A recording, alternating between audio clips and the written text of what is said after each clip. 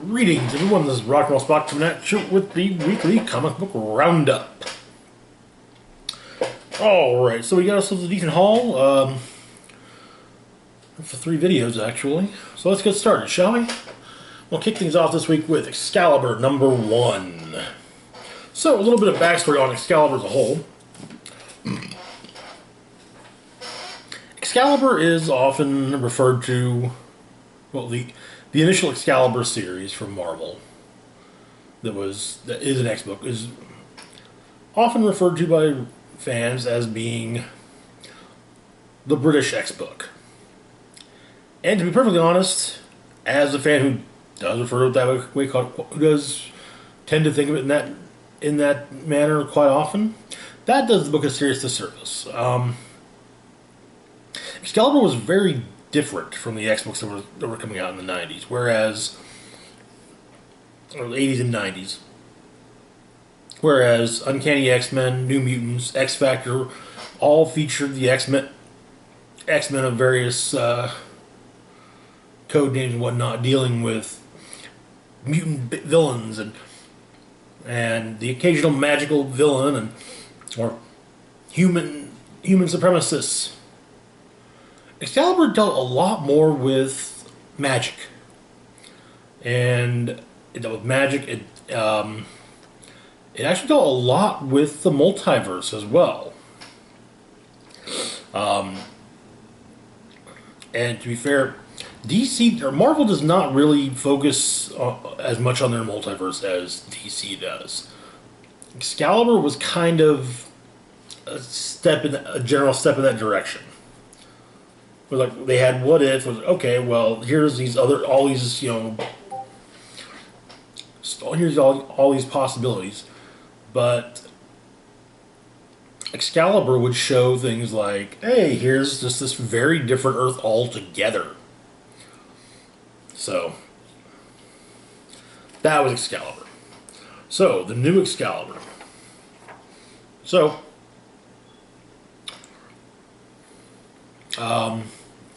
as with all of these, we get text pages.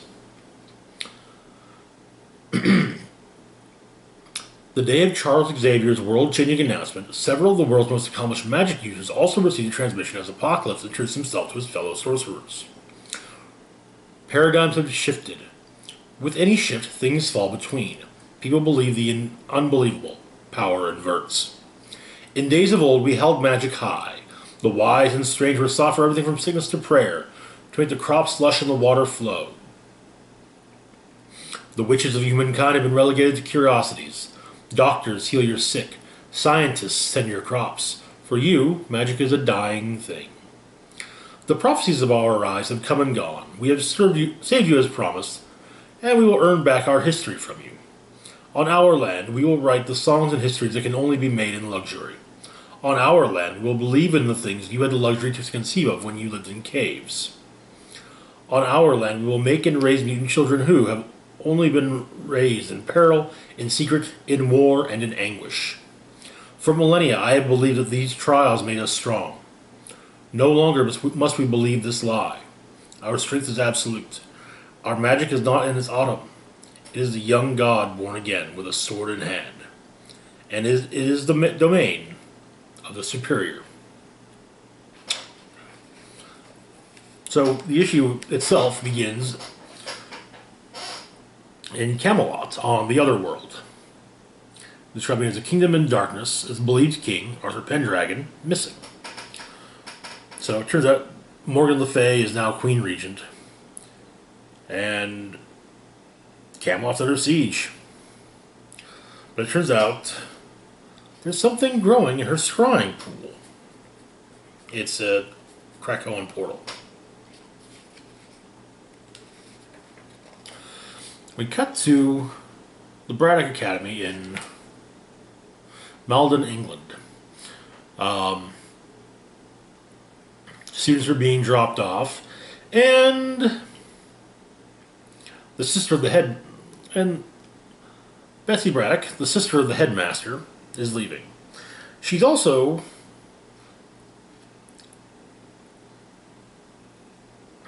leaving quite a few of her outfits behind, and she tells her sister-in-law Megan, formerly of of the quasi X Team Excalibur, you know, borrow anything you like.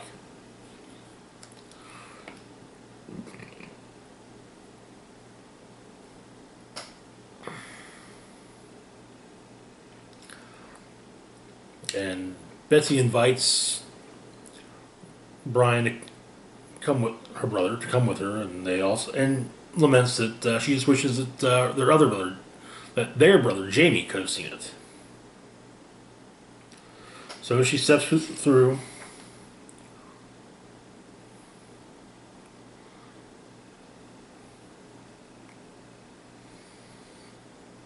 Welcomed and Trinary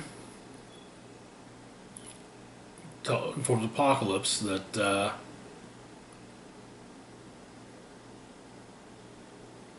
there's a problem with one of the gates, and she'd like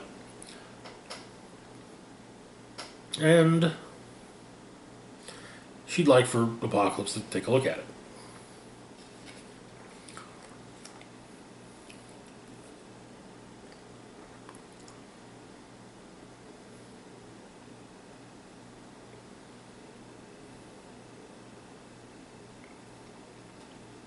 The gate is, however, the other world is blocked. And we get a bit from the Krakoan grimoires. Where is a magical certainty posited in the text of nearly every occult paradigm that, as above, so below. The energetic surge delivered by the opening of the Krakoan gate to the rise of mutant kind creates an inverse, a magical mirror wherein, so below, as above. With the creation of the new paradigm comes the opposing line, which when placed at right angles form the X creation. The power created by the paradigm shift can be harnessed only by those who have a familiarity with power and a generative link to the X, symbol of highest creation, Homo superior. The X has no above, no below. The X is a generative force of higher creation, a duality of the simple dimensions of mortal delineations of above and below. The magical circle has been abolished as a weakness required in the hands of many magi and points on a line. The X, as superior, requires only 4. Cut to Fairgreens Hall, the Moors in North Yorkshire.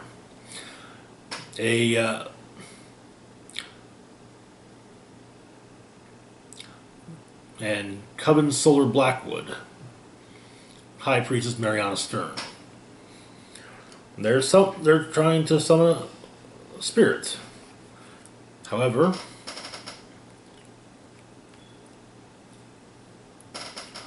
it's Trigaris that they've summoned, that they've contacted, who is then Morgan Le Fay then uses that to contact the Coven as well, explain to them what's going on, and learns, okay, you know, so this is the thing. Well, they're polluting my waters, so it must be undone.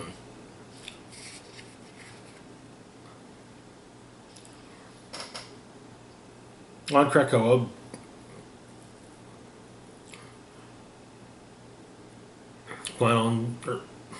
Betsy's hanging out. There's a brief moment with Quanon, where her and Quanon lock, but Jubilee interrupts.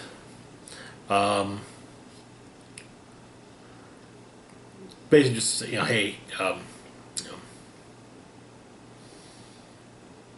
getting cocktails. You want one, but Betsy's interrupted by Gold Balls, who's now preferring to go by Egg.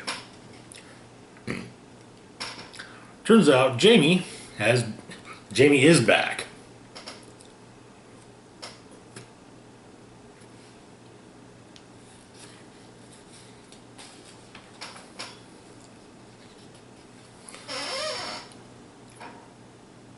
And he's been doing really gross stuff in the pod he's in.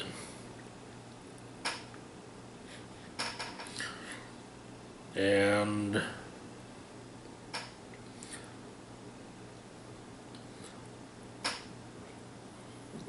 she gives him some stern words, and then They leave, but first, Jamie does clean up his mess and goes on about his way.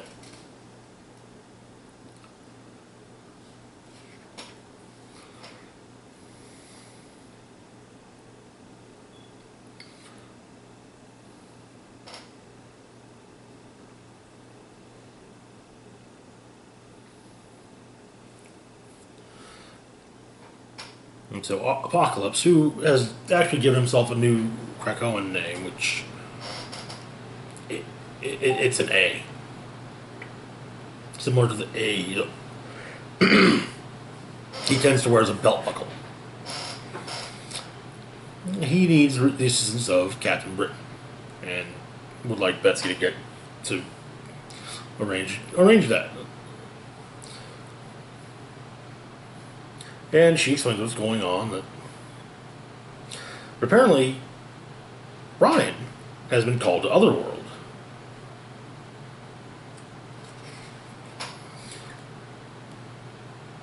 So, they go to Otherworld, but Morgan Le Fay promptly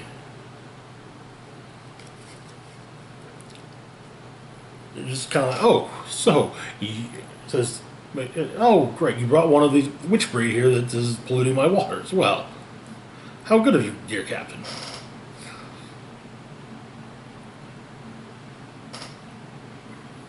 After the party, Rogue and Remy are walking about, and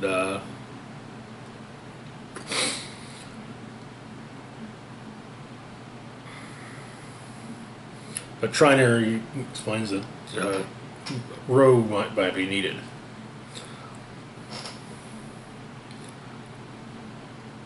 Remy's not too keen on the idea of them helping Apocalypse, but they're willing to help out. In Otherworld, Betsy and Brian face off against Morgan Le Fay and Morgan Le Fay and her hench people. I want to say it's that same coven from earlier, but Brian is corrupted.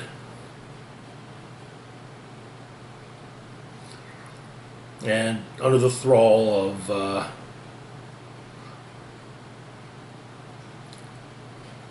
Morgan Le Fay.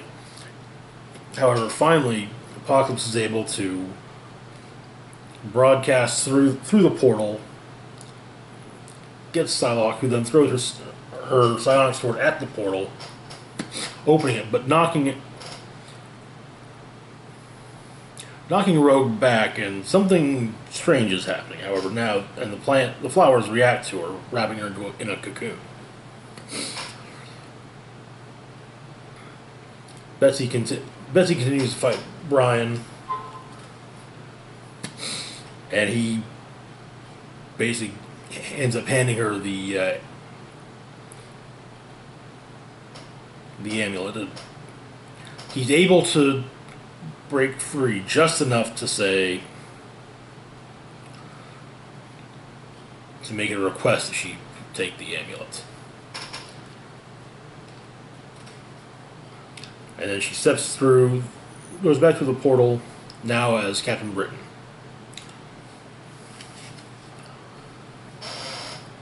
Back in England, the High Priestess of the Coven has killed the fellow members of her Coven, and has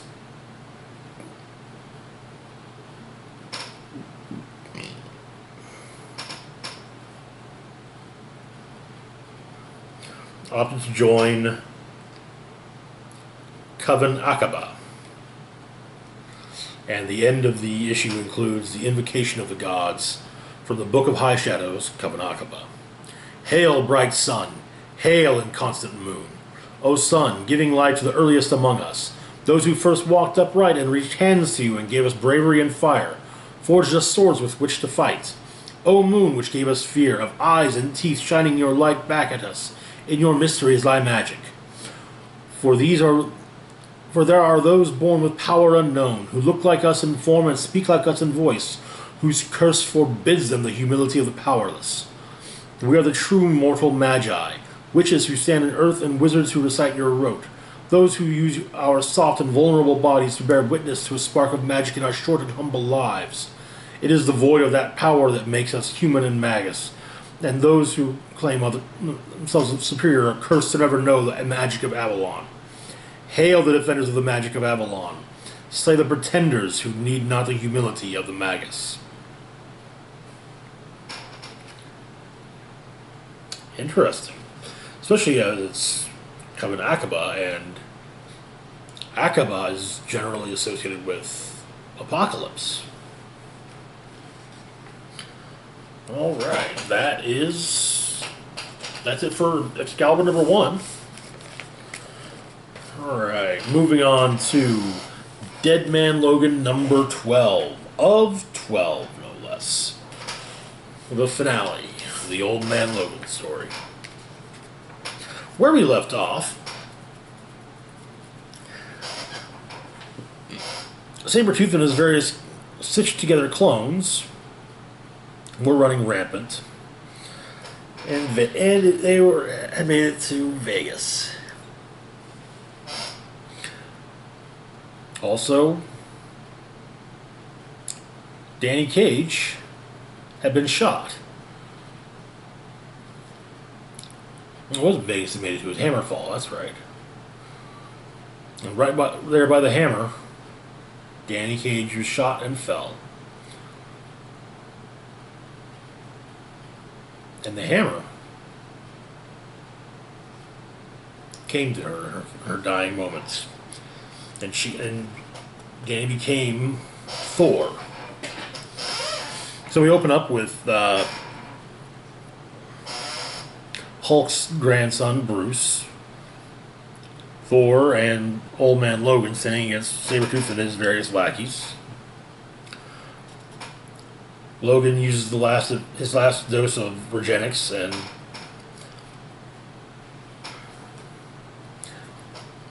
the three heroes wade through the various Sabretooth copies. Then Logan himself rips Sabretooth apart and then nearly collapses. Explaining he's done.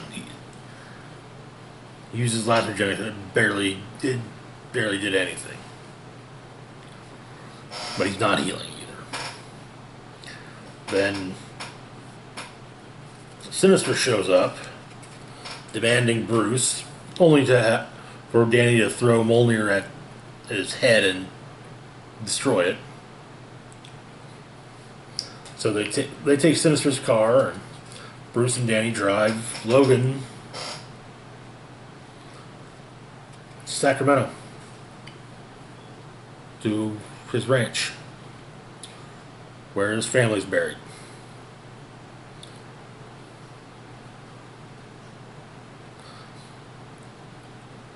Logan tells Bruce to take care of Danny, and tells Danny that her parents will be proud of her, the person that she's become. And Danny tells Logan that his family will be proud of him too.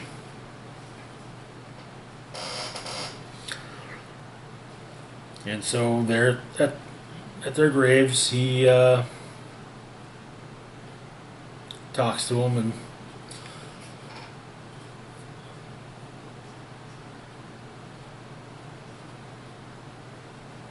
apologizes for letting them down.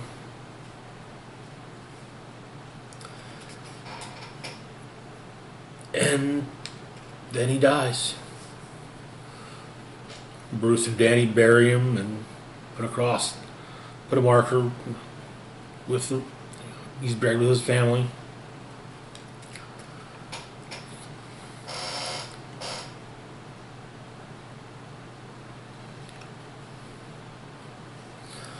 And so they decided it's time to find someone to call home. And the issue truly ends with Old Man Logan's obituary.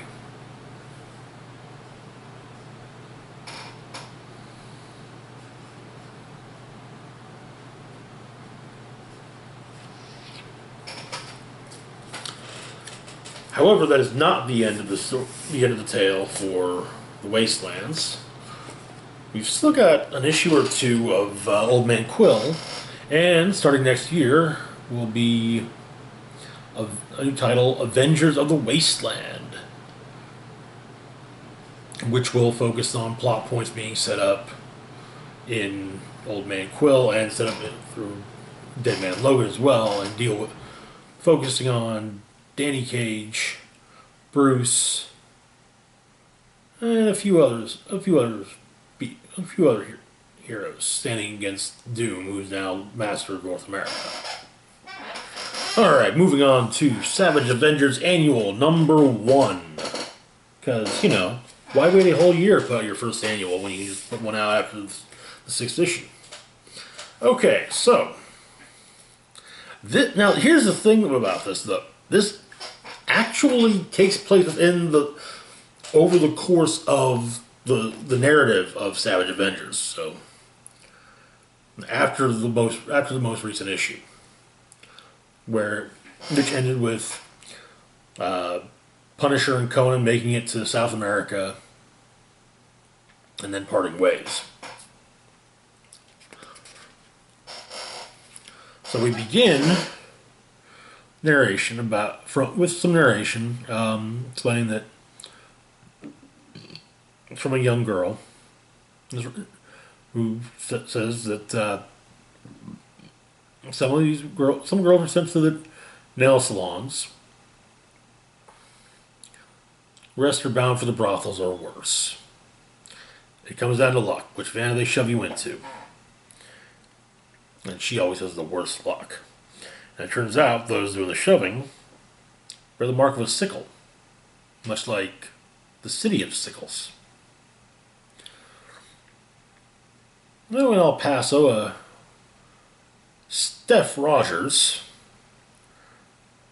from the FBI is discussing a dead body in the morgue, branded with a sickle. She saw a phone card in the heel of her sneaker, which they managed to trace to Porto Alegre, Brazil.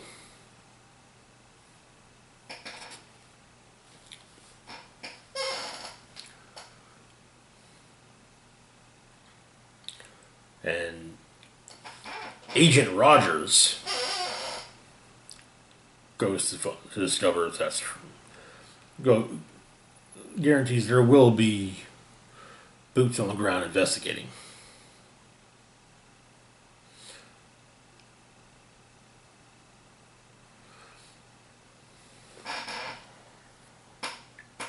So we learn that turns out the person that narrating, while most of the other girls pray to the gods above,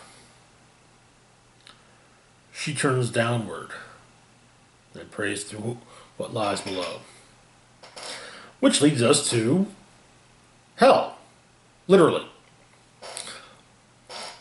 Damien Hellstrom, the son of Satan, is relaxing in one of the flaming lakes.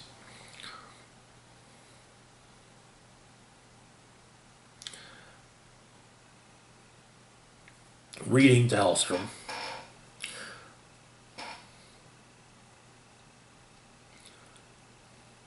And he's being read to by a damned soul with a serpent coiled around him. And he hears the whisper of the young woman. Turns out the damned soul that's been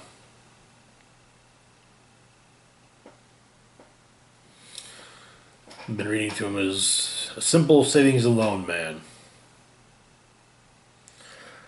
And what it is he's reading to Hellstrom are the prayers of those hurt by his predatory financial dealings. And so, Damien comes to Earth. Meanwhile, in the jungles of Brazil, Conan is not pleased with the services at the brothel he's at.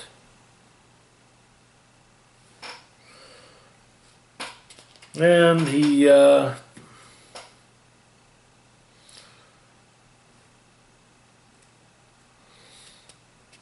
when someone suggests that Conan put the girl he's bought an evening with in the mood, as he's a big man. Well, Conan promptly slams the guy's face into a wall and takes his drink, which he doesn't like, calling claiming it to be swill.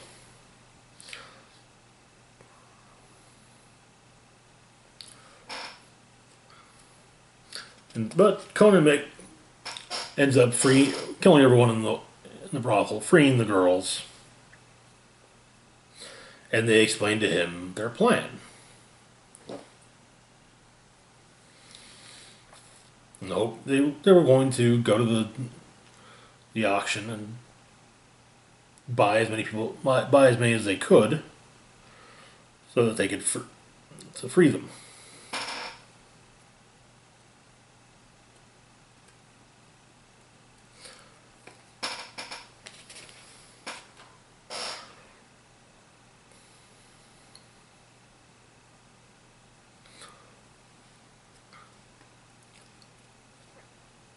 And so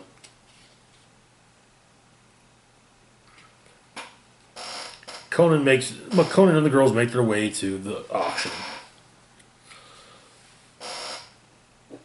which is then broken up by, of course, Hellstrom. And Conan, not being the biggest fan of sorcerers,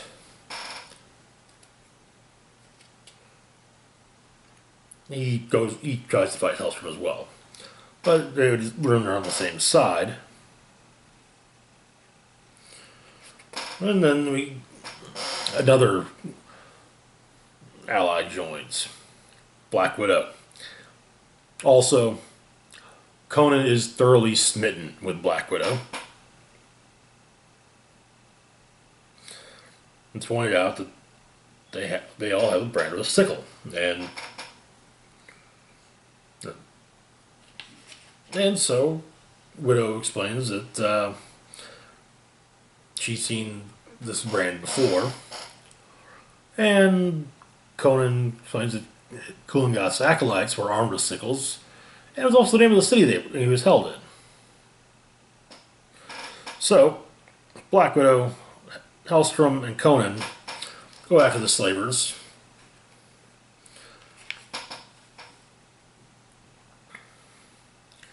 Making short work of the place. One does get away, mainly so that they can be tracked, mainly so that Widow can follow him.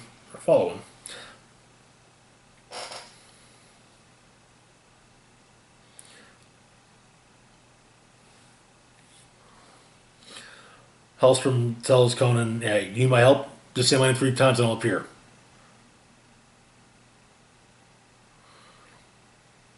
So Conan makes his way, explains to the freed women that he's marching north, and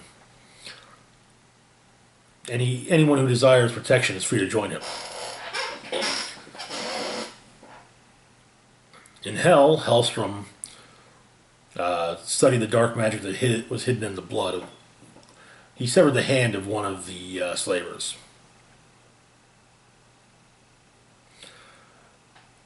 However, the man that Black Widow let free, she couldn't catch up to. However,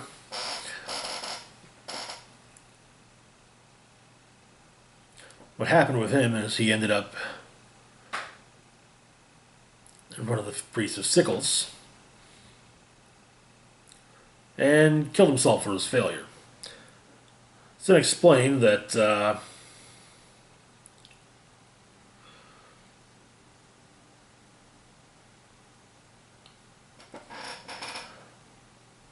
venom, as he calls it, their venom. Basically, he's spiking cocaine with their venom for the coming of Shumagorath.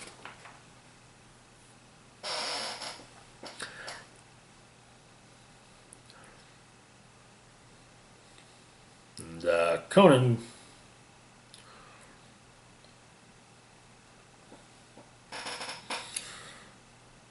Conan is trying to figure out how to kill Kulan Gath once more. There's also a neat map of Conan's journey.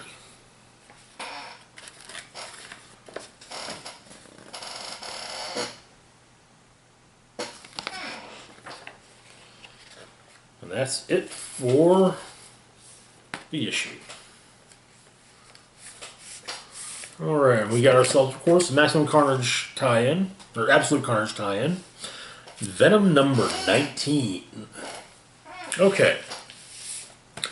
So story-wise, the Venom Absolute Carnage story is actually set in the early portion of Absolute Carnage. So the issue begins with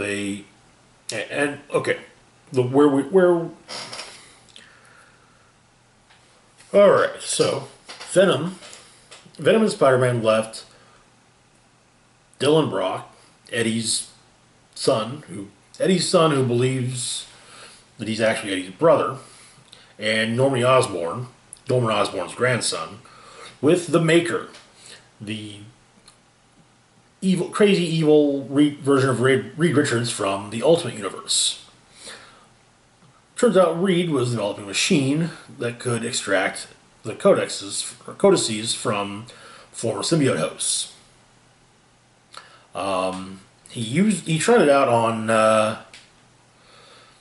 the hosts from the hybrid, and it worked. It was just painful. And so he was working on fixing the pain. However, the hybrid symbiotes got to him, and around the time that... And then Venom, Spider-Man showed up, as well as the Avengers. And yeah, things were going... It did not look entirely well. So, we start off with a flashback to Absolute Carnage Miles Morales number 1, where Norman Osborn is Carnage. Carnage, there we go. Stole the codex from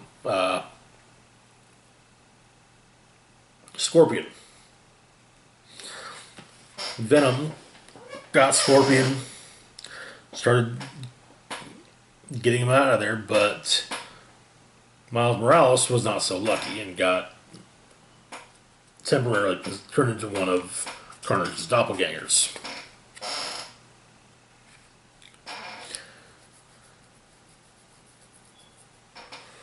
So, the fight between the Avengers, the Thing, and the Maker is not going well. With 4 symbiotes, he's actually pretty damn powerful. The Thing tries to do a fastball special with Spider-Man, but the Maker counters by throwing Captain America into the path.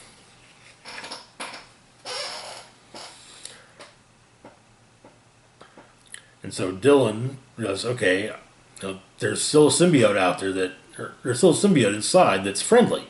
So I'll link up with Sleeper. And so Sleeper tries to, but there's something about Dylan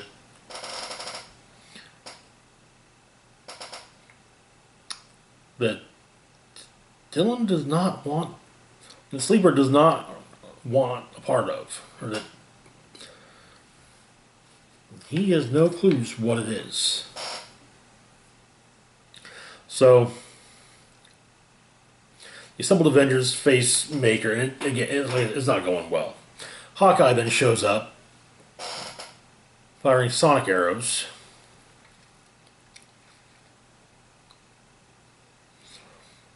And then Dylan comes out with a Sleeper I'm not sure if it's Sleeper having bonded with a wolf or turned into a wolf. But it turns out Sleeper can slaughter chemicals. In this case, napalm. And so Hawkeye fires a flaming arrow at Maker. killing the symbiotes. However, Maker does manage to escape. Anyways, Bruce Banner shows up, has since showed up. Everyone goes for the machine.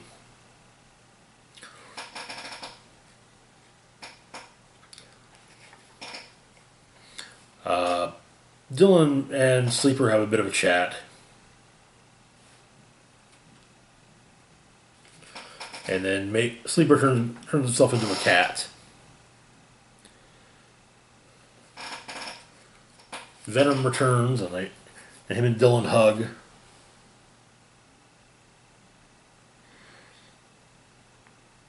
And Sleeper continues to telepathically communicate with Dylan.